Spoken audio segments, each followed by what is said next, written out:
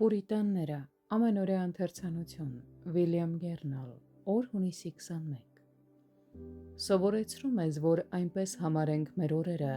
որ իմաստուն սիրտ ընդունենք։ Սաղմոս 90-րդ գլուխ 12-րդ խոսք։ Սատանան հաճախ Աստծո խորհրդավոր նախախնամությունները գործածում է Աստծո սիրո և շնորհի մասին կասկածներ սերմանելով հոգու մեջ։ Սկզբում նա թույլատվություն ստացավ կողոպտելու Հոբի երկրային ունեցվածքը և զրկելու նրան իր երեխաներից,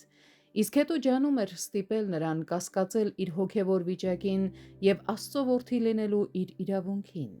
Նրա կինը ցանկանում էր, որ նա Աստծո մասին խիստ ու դառը մտքեր ունենա, ասելով. «Անիծիր Աստծուն և մեռիր»,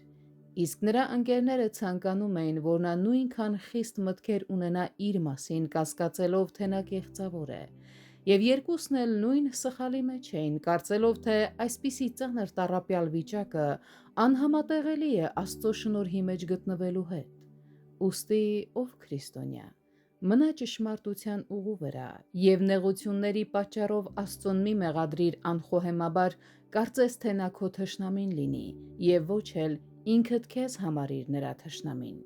Ամենատխուր նախախնամությունն անգամ կարդա Աստծո խոսքի մեկնաբանությամբ, և դու չես կարող այն այդքան խիստ ու դաժան կերպով մեկնաբանել։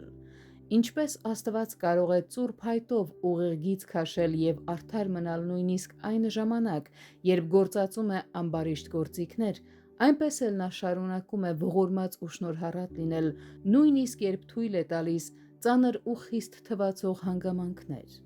Հովսեփը պահպանեց իր սերը եղբայրների հանդեպ, նույնիսկ երբ նրանց հետ խիստ էր խոսում։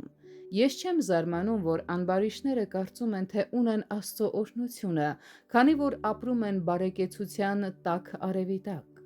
Ավաղ նրանք անտեղյակ են Աստծո խորհուրդներից, զուրկ են նրա հոգուց և առաջնորդվում են մարմնական զգացմունքներով, Աստծո և նրա նախախնամության մասին դատելով միայն իրենց ներկա զգացմունքների հիման վրա։ Նրանք նման են փոքր երեխաների, որոնք կարծում են, թե իրենց սիրում են յուրաքանչյուր ոք, ով իրենց քաղցրավենիք է տալիս։ Սակայն զարմանալի է, երբ մի սուրբ հավատացյալ շփոթվում է իր տառապյալ վիճակից, մինչդեռ իր ձեռքում ունի բանալին, որով կարող է հասկանալ Աստծո բնավորությունն ու գործերը։ Ով քրիստոնյա, միթե Աստված քո ծածուկում քեզ չի սովորեցրել իր հոգով և խոսքով, թե ինչպես կարդալ նրա նախախնամության հապավումը։ Միթե չգիտես, որ սրբերի նեղություններն ու տառապանքները